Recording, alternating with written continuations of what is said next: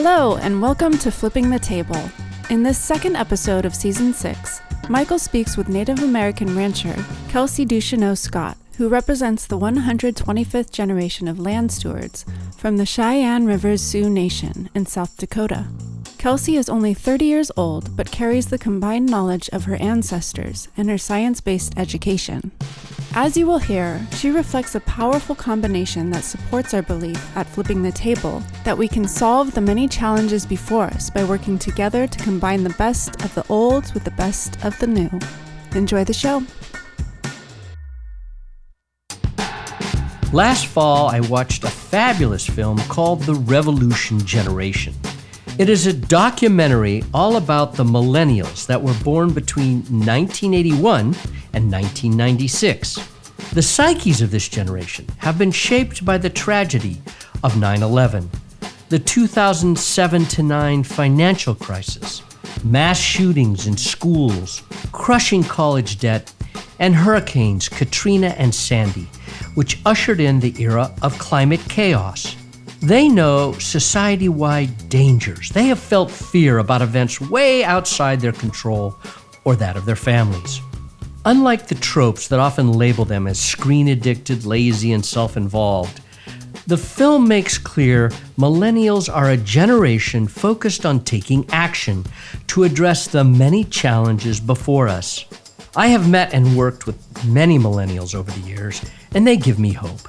I highly recommend the film Revolution Generation to lift your spirits, and it's available on Amazon. And by the way, it was produced and directed by Josh and Rebecca Tickell, the husband and wife team that made the film Common Ground, about which you will hear a bit toward the end of my conversation, with a living example of a proactive and future-focused millennial, Kelsey Ducheneaux Scott. Kelsey is a fourth-generation tribal rancher living within the Cheyenne River Sioux Nation. But as she sees it, she is actually the 125th generation of land stewards with a mutually beneficial relationship to the animals she raises.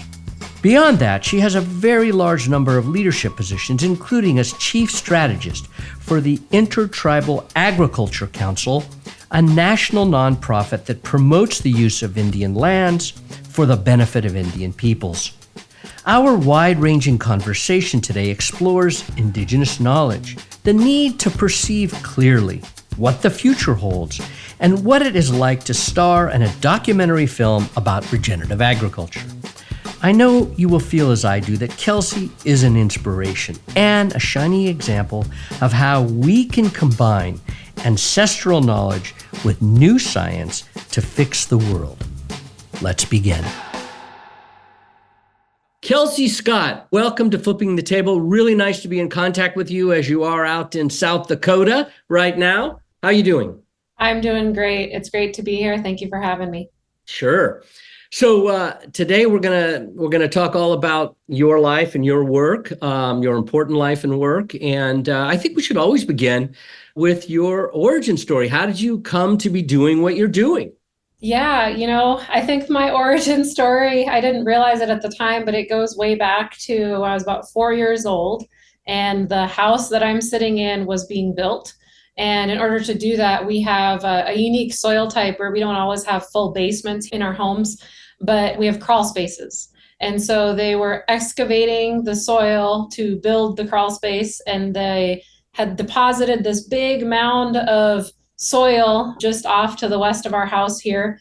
And when we moved in, that was my immediate playground. I was out there playing on the soil pile, and I had so much fun out there. And then I started going to school that fall, and I'll be darned if I didn't return on the school bus one day and my soil pile was gone. And I was heartbroken. I was shattered. I didn't know where I was going to play, but I attribute my origin to having the luxury of getting to grow up in the middle of nowhere, where when it rains, you just don't go anywhere because you can't get there. The roads aren't good enough. When it blizzards, you also don't go anywhere except for to check the cows. And being immersed in nature, I think, is what started me early on in my life down the path to wanting to know more about my relationship with nature and all that it has to offer. That's a very cool story. I really appreciate that. And I know it is interesting how those really young events, really young experiences can shape a lot of things. And it's a wonderful story. And you do live in a very amazing place, South Dakota, the Great Plains, where a lot of the history of the United States around bison and cattle was unfolding. And so, when people hear in the introduction what your life is about, all the different things you're doing, it's pretty amazing. You are truly a leader for someone as young as you are. So why don't you just talk about the different things that you're doing, both with the tribe and outside the tribe and in the world of agriculture? Well, I appreciate the explanation of me being as young as I am. I'm celebrating year 30. And so it's a unique milestone in which I'm like realizing just how much I've gotten to do, but also all the things that I hope to be able to accomplish with the unique communities that I get to serve. I'm a tribal producer here on the Cheyenne River Sioux Indian Reservation.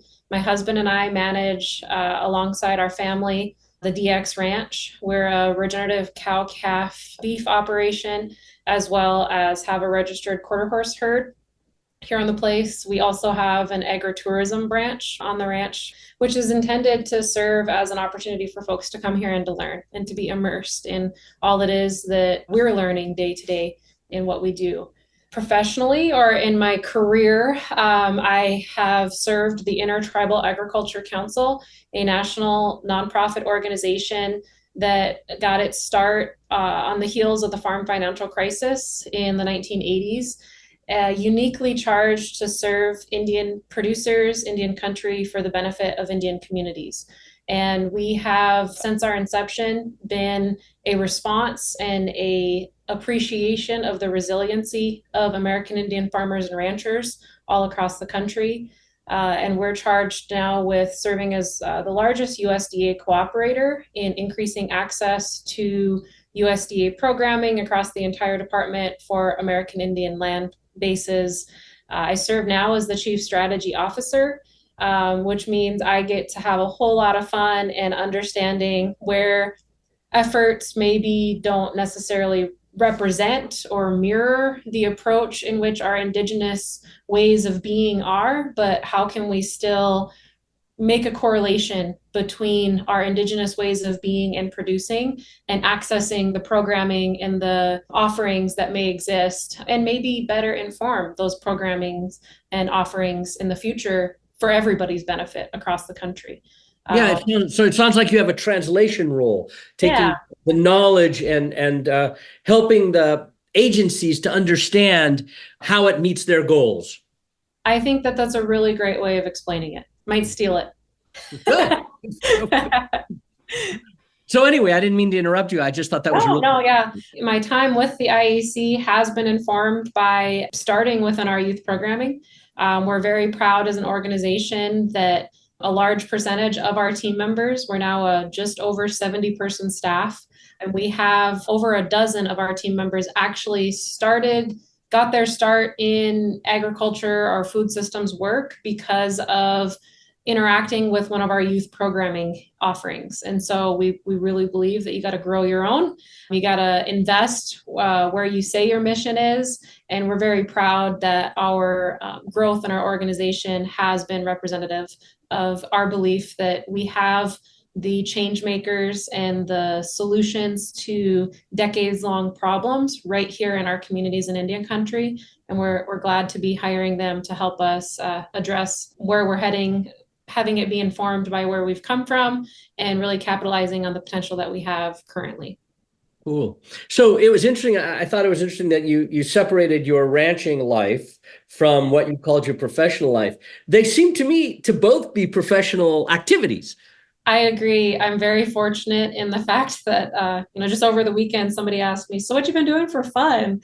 And the first thing I was going to say was, we preg checked cows this weekend. And I'm like, well, they might classify that as work. And the second thing that come to mind is all of the cool projects I'm working on at the IAC. And I'm like, man, that's still work. So I have a really hard time identifying either of them really as work because I'm very passionate about what I get to do and the change that both of those efforts within my life are creating, whether that be within my local community, on the land base that I get to help steward, or on the national scope of what Indian agriculture looks like. So I feel very privileged. I joke that my day-to-day producer engagement out there on the land is me making sure I can walk the walk so that in my day-to-day work with the IAC, I'm not just talking the talk. Yeah. Yeah, good. I think that's really important. And one thing I noted, you talked about the passion that you feel about your work, and it comes through. And we're going to talk about the movie that you're in, Common Ground, later in this conversation. But that really comes out. And one of the reasons I really wanted to meet you when we were in DC for the screening and to do this podcast is because I could really feel it both in the film and in seeing you speak there and talking with you. That passion is really important for inspiring others to pursue similar paths and similar work. So I salute you for that. So obviously you're doing a ton of things that are really pointed toward the future. And one of the things obviously is what you described as regenerative ranching, regenerative production, and the bringing to the fore of Native American agricultural activities.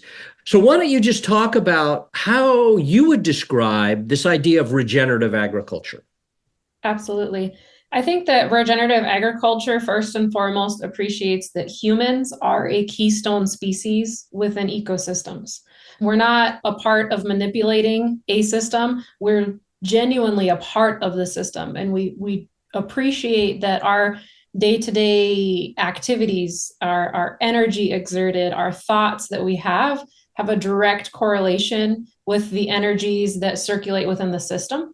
And so I really value and appreciate the different ways that conversation is happening and taking place around regenerative agriculture, especially when the humans are at the heart of the conversation that's taking place. And we're thinking about, does the way that this system, humans included, is managing itself contribute to healthier communities locally or contribute to a healthier system worldwide? And if not, why is it? Is it a reaction to historical practice? Is it just a part of a misalignment of navigating the management of the system? Really, what is it? And how do humans play a role in informing the continued evolution of that system? Mm-hmm. It's really about the way humans think, it sounds to me like, the way they perceive and how they think. I think it's the practice of a mindset. And a part of that mindset is appreciating that sometimes we're wrong. And we have to constantly be trying to inform our understanding and learning from our surroundings. Mm-hmm. Let's talk about the linkage to indigenous knowledge and the indigenous practices that are really becoming more and more the focus of agencies. I know here in California, the state is turning to tribes to help us manage our fire risk, the better management of wildlands. So how do you see when you think about your relationship and your linkage to the tribe and the ancestors, where do you see that knowledge being applied on the ranch? Yeah, absolutely. I think that the knowledge is most applied on the ranch in our intentional practice of not pointing out problems, but trying to understand why a certain thing is surfacing and appreciating that it's a response within the system. Mm-hmm. Constantly being curious and inquisitive around the system's reaction and understanding what happened before and what implications might that have moving forward. One, so that we can try to prepare and adjust, but two, so that we can learn and we can try to become more in tune stewards of the system that we get to participate in. I really appreciate the fact that the parts of the film that I got to be included in introduced me as of the 125th generation to get to steward this landscape. And I stole that phrase from my father. I probably should have added a generation on there. But I think that that's the reality is I'm not just fourth generation raising the fifth on this ranch. there were many, many generations producing on this land base prior to the existence of even the Duchesneau name here in this area.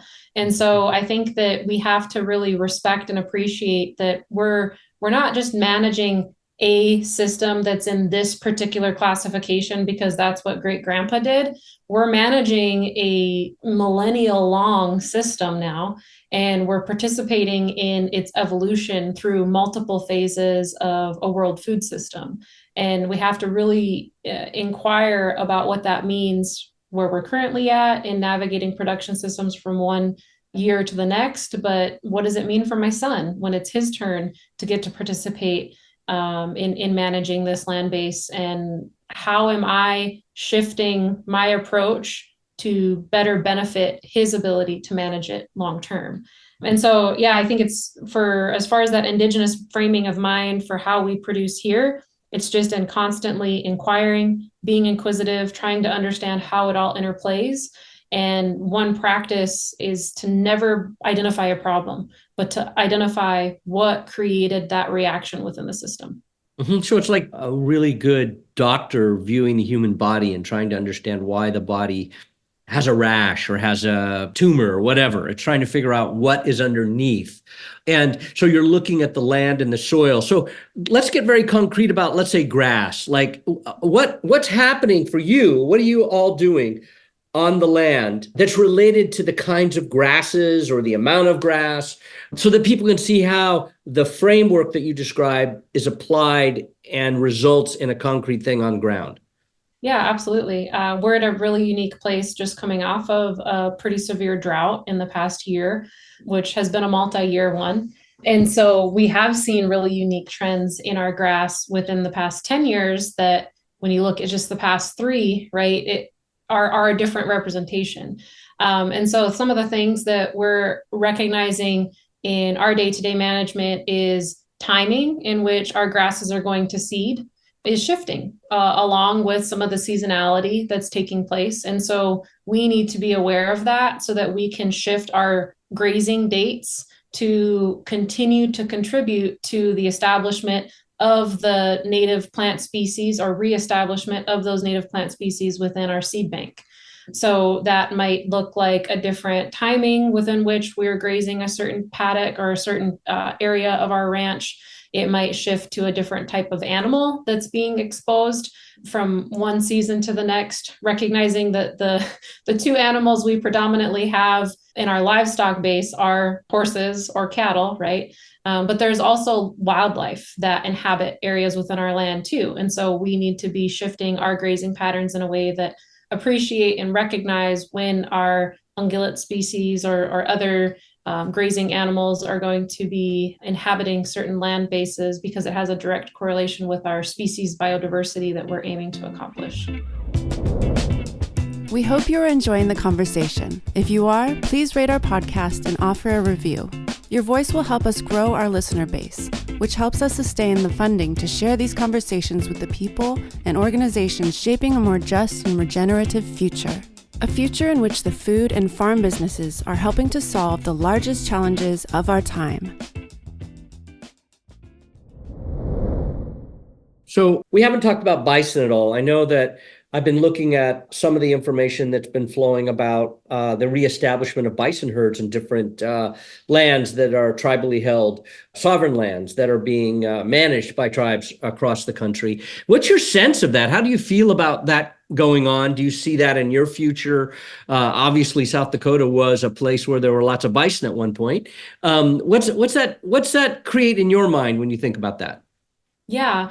Well, I'm going to practice that approach that we just talked about, where I'm going to get curious and inquisitive. And when I do that, as it relates to bison, what comes to mind for me, or at least the depth of my knowledge around it that I've acquired so far in my reflection, because I do spend a lot of time reflecting on this, is the fact that bison were the large species that we were the first herdsmen and women of here on this continent. And our relationship with the bison was because we knew its ability to have an impact within this system. And so we, as a keystone species of this system, helped to shift and manipulate our relationship with the bison to have a positive impact on the productivity and the ecosystem function that was taking place.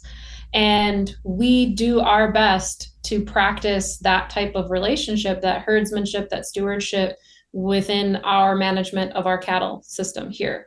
As far as if bison are going to be in our future, maybe my sons or my grandchildren's, but probably not in my immediate future, largely due to a couple of things. One being the amount of physical infrastructure that we would have to invest in order to maintain our herd here. Bison are a very nomadic species, just like our people were. And so we have to appreciate the stress and the unintended harm that can be created within a bison population when you eliminate their ability to be as nomadic as they were as far as Canada to Kansas, Minnesota to Wyoming. They would be centrally located right here through the blizzards, through the drought, through everything. And given their animal size, their consumption rate, their nature within how they graze, we would have to first navigate an interesting learning curve because I'm not as familiar with all of that, but recognize that we would be working from a population that has very uniquely been shifted across the course of a couple of generations as well. And so there's a lot to be learned there, I think, which I don't think we'll be able to get all of that learning done in order to accomplish that shift within my generation. Like I said, maybe my sons or grandchildren's. The other thing, there aren't that many animals either. I mean, you need a lot of animals. That's the other thing is, and I think that there's a lot that could be done on the front of stewarding. I mean, you read some of the early accounts of Native peoples interacting with bison that settlers document in the journals, or even in some of our ancestral teachings. We genuinely were herdsmen and women with those animals. They were not always a large untamed beast. There's accountings of castration taking place within bison herds. Like, we were geneticists. We knew which genes we wanted repropagating within that system, and we were influencing it in that way. And those tame, really human interactive animals are going to be the ones that were first, decimated in some of the species annihilation, yeah, that took place early on in the United States version of this history. And so I think that, there's a lot of work to be done in reinvigorating the bison gene pool to be able to reestablish the relationship. That species too has a lot of generational trauma to have to overcome. There's been a lot of generations within the bison population of just trying to refine out the wildest animal, the most untouched animal, as a result of pure survival need that species had. So there's a lot of repair there that I think could be a really unique effort, but you'd have to really have great infrastructure in order to get there. You'd be starting from a large sample size to get down to really refine your genetics to repropagate the land in a way that would allow a 3-wire fence, which is the majority of what we have here on the ranch, to be sufficient in keeping the population centrally located. Yeah, that's interesting. I appreciate your description of how the population of bison has changed because of what's happened to them, and the idea of a species trauma that makes sense to me. That is very interesting. And what was lost was that domesticity, in a sense, that ability to safely interact with humans or to be cooperative with humans, because the only ones that survived were those who were the most wild and could get away and hide and do what they needed to do to live through the decimation of their species. That's very interesting. One of the things that interests me is I read a book recently regarding bison and the fact that the Dakotas, at one point, born north and south, the USDA put out there was a paper written called the Bison Commons. Are you familiar with that? Where there was a proposal that they would basically pay all the North and South Dakota residents to give up their rights, basically, and create a huge commons that the bison could repopulate. Obviously, that was killed as an idea. There was no way to do it, but it was a fascinating thought because they did some economic analysis and realized it actually might bring more wealth to those two states than they were experiencing at that point. Yeah, I think one of the things that is lost when it comes to a lot of the large, like closing off areas for ecosystem reimagination or repopulation is that fact that humans were a part of that system. And I think if the commons was able to have been successful in being practiced, that's where my mind goes, is how hands off was that system projected to be? And then would it have failed or succeeded? Because we do know that humans are a keystone species that need to be participatory in the stewardship of bison population and ecosystem remediation, right? So I think that we have to really remember, like with rewilding or these different conversations that are taking place, humans have to be involved in practicing a mindset around regeneration. Yeah, that's good. It just shows how complex, and it goes back to something you said earlier, which resonates to a conversation I had with a white farmer from here in California who became a real champion of regenerative and organic agriculture, Paul Dolan. And when he described his journey on his farm in Northern California in Mendocino County, I realized he was becoming as sensitive as we project or we understand that Native Americans were around their environment. He was watching everything, and he was looking at the relationships between the birds and the insects and the water cycle and the other four-leggeds that were on the land. And he had completely changed from when he went to school and studied agriculture at Fresno State. I mean, he had gone so much further, and it really was about perception. It was about what he was seeing and letting it tell him things. It's very similar to what you've been describing. And there's a lot that I continue to pick up and learn and appreciate. You know, there's unique traditions, right, that have like been alleged or like communicated from one generation to the next. And I think many of those traditions have been detached from the actual culture of why that was a tradition, especially within Native communities, with so much of the efforts to divide us from our culture being so recent in our history. An example of this is the gathering of particular birds' feathers for regalia. And I think I'm like that, well, that was a way for us to keep track of bird population. You know, it wasn't simply just the reverence for a particular bird and the demonstration of some sort of superiority level that you had in being able to demonstrate. You know, we tracked species by monitoring these certain things. And I think that we used to be able to probably assess avian species health by managing and monitoring feathers, but we've been distracted or disconnected from that particular teaching that goes along with the tradition of collecting certain feathers. But, you know, that happened upon me one random day when I was writing down, keeping my eyes peeled for if there were any feathers around, you know, because I could tell that there was some hunting going on with some hawks in the area. And you just have to be, I think the more we're exposed to nature, the more, you know, those connections still exist in our genes. I really believe that, but you have to be engaged and immersed in enough for your body to be able to reconnect those stories. Yeah, and it seems underneath all this regenerative movement that's going on, that's kind of what's underneath it all, is reconnecting that knowledge to the conscious mind and to the practices that emerge from how we think about the system. It's really exciting.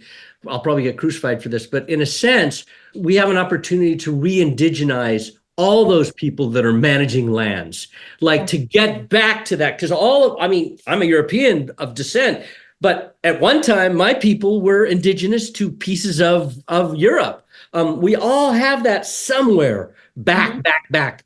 And the question is, are we going to wake up to it quickly enough, as you're describing, for us to turn around this degradation that's going on planet-wide? It's a unique reality that in order to appreciate or practice that awareness, there's a lot of healing. There's generations of healing that we all have to do, you know? And I have this unique opportunity in interacting with producers daily where, you know, there are not very many folks out there that only come from one descendancy of a community, right? We have these like very blended gene pools from which we're trying to navigate right now.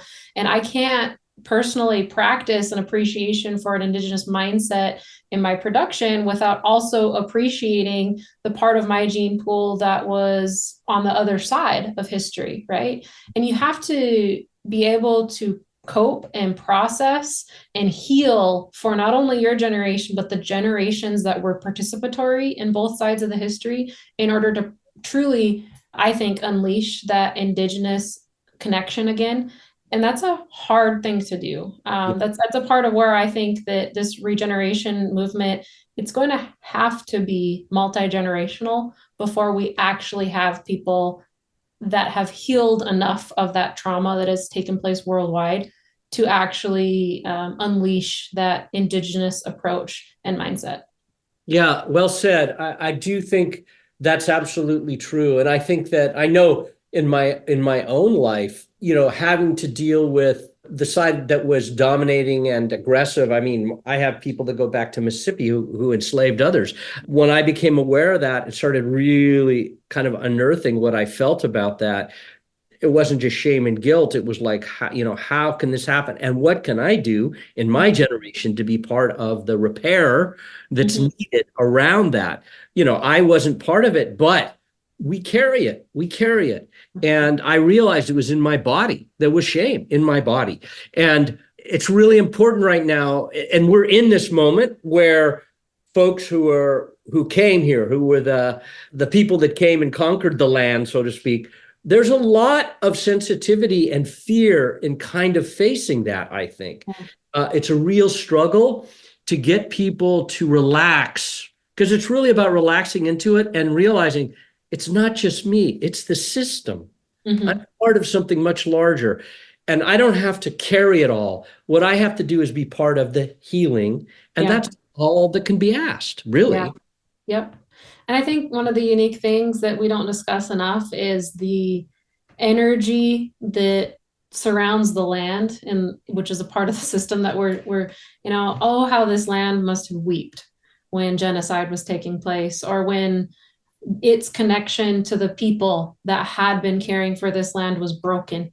There's so much trauma, not just in the genes of ourselves and the generations that have stewarded this land as of recent, but just in the land and the microbiome. And there's trauma all around and circulating it. And if we talked more about the trauma in the system, I think it helps to create less polarity around the topic of healing from trauma. It helps us to recognize that there's multiple aspects of trauma that need to be addressed. It's not just the baggage that I'm carrying. There's really been a lot of horrifying ways in which that trauma has been, demonized or almost created a stigma.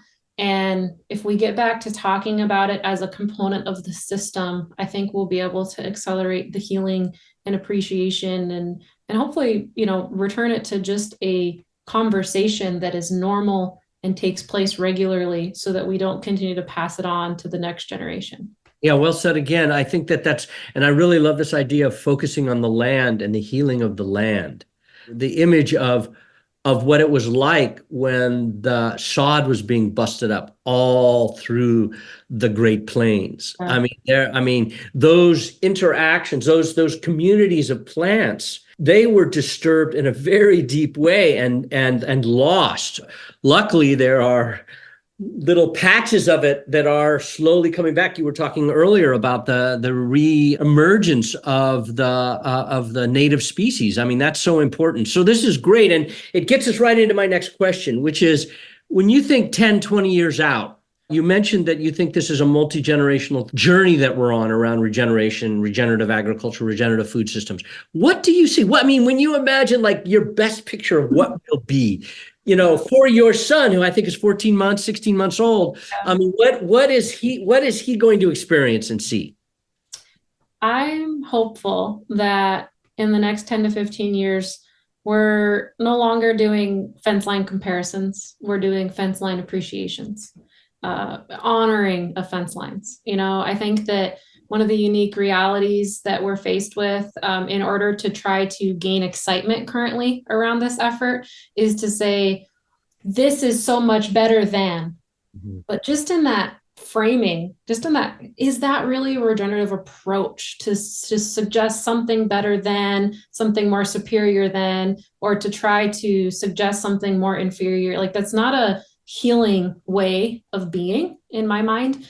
And I'm hopeful that we can kind of change that dynamic of conversation. I understand the need for comparing what can be done within a system with mindset shift, with management efforts that maybe differ from others. But I think that it continues to perpetuate a divide that is going to slow down our transition and our embodiment of the Indigenous way. And I'm hopeful that we're able to reframe our awareness around recognizing that fence lines are merely a model of a made up ownership that our land base is built on now.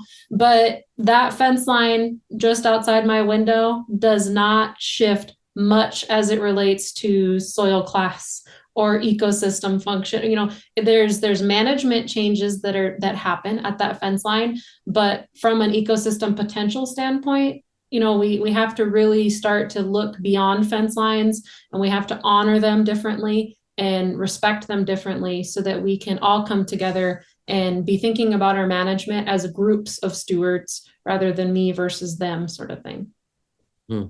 Yeah, that's interesting, because it's true that the compare and contrast thing is of the moment, and it does perpetuate polarization. And that is unfortunate, because what we need now is rapid change, not people fighting over the details of how it's going to get done or arguing over one way is better than the other. That doesn't get us anywhere. That's stalemate, which we face a lot of in our country today. And it's extremely unfortunate, because the times demand bold, fast action. And I would agree that bold, fast action in the next 10 to 15 years, another thing I hope to see, it's all aspects of the food system getting participatory so that the bold, fast action can be taken by the land stewards. There's reason that there are fence line comparisons that exist, which are much different than, much deeper than just surface level management choices. There's a financing system, there's a educational component, there's all of these very deep rooted reasons as to why we have comparisons at the fence line that aren't as simple of a fix as I'm just going to make the change because I decided to and I want my land to look like that. We got to fix the financial system. We got to fix the access to resources and technical expertise that our producers have so that they can withstand the change. And there's a lot that goes into that it's gonna require policy. It's going to require financing. It's going to require philanthropy. The nonprofit organizations, we all, consumers as well, we all have to come to the table and figure out how can we contribute to shifting that framework within which we're talking about regenerative systems and non-regenerative systems in the next 10 to 15 years. Yeah, I think that's true. Very true. I do think that you mentioned policy. I mean, I thought of research. I thought of Common Ground, the film, the linkage between companies that are making money from a certain system and how that impacts policy, and then how that impacts the mindset that we began this conversation with, the mindset that leads to the way we act or manage on the land. All of that is interconnected, and we're talking about a paradigm shift, a shift in the way we think about the world. That doesn't happen that often. When it does happen, it takes a while. One of the things that really interested me when I first got involved in this world was reading about how the adoption of a chemical-based agriculture, an industrial and chemical-based agriculture, really in the post-war period, it took 25 years of people going out and selling a new way. That was a paradigm shift. And so we're now kind of doing that again and repairing the pieces that were unintended consequences from that earlier approach. And you're right, it's going to take a while. And we're just at the beginning in a certain way. Which is at the beginning. In the last segment here of time that we have, I just wanted to begin. This kind of relates to everything you just said. You were a participant, a star, really, in the movie, the documentary that's playing around the country, Common Ground. And you have a really cool section of the film, and I really encourage everybody to see the film. There's you can go to Common Ground on film on Common Ground Movie online, and you will find where it's being shown around the country. We're doing another big event here on February 7th in Sacramento. What was it like to, first of all, have some filmmakers find you and then pay attention and then include you in this incredible story about what's happening on the land? It's really interesting. I got to spend some time with my family just reflecting this past weekend. And one of the things I was very humbled by is they're going to write about so-and-so in the history books. Or they're, and to just recognize I get to help to tell the story of the land, of my ancestors, of my passion or my vision, through like modern day forms of documenting history, like podcasts or films. Like, what a privileged existence I have, truly. It was not until actually seeing the film in DC when we both went to that showing that I actually knew to what extent I was featured in the film. I had not seen it prior to that showing, so that was a little nerve-wracking.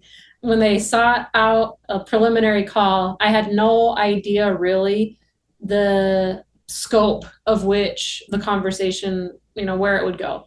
I had no idea if they were actually going to show up to the ranch and do the interview. I didn't know what to expect as far as, how do you interview for a film like this? Like, what's that process look like? And it was the first of anything of that kind that's taken place on this land, that, to my knowledge, that was quite something.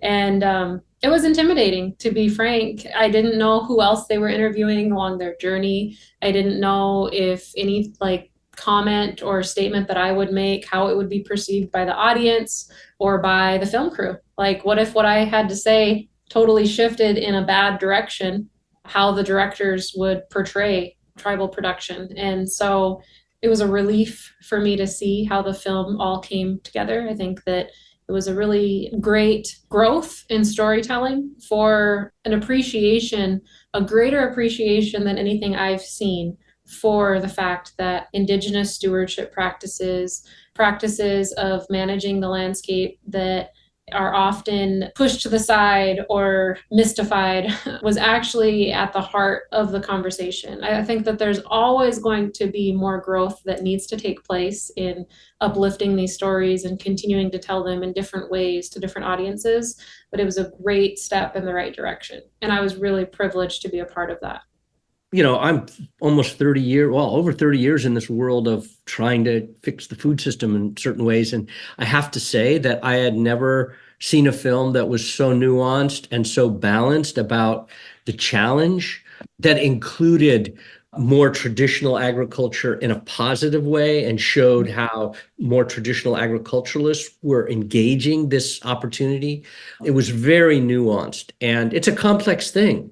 One of the struggles in this movement to change the food system is that it's complex. And so it's hard to get people to stay engaged with the complexity to understand what the right responses are. It does a really good job of kind of breaking it down and revealing a path forward. And that was uplifting for me. And the fact that issues that you talked about, really, that have to do with race and oppression, were so well folded in and aligned with what's going on the land, but also needs to be going on in the culture. So it was really well done. And your piece was really beautiful. And it's been a real pleasure to talk to you today, to go into more depth about who you are and what you're doing, and to have you share that with our listeners on Flipping the Table. So, Kelsey, I really appreciate your time, and I wish you all the luck in the world, and I hope to see you again in one of these screenings.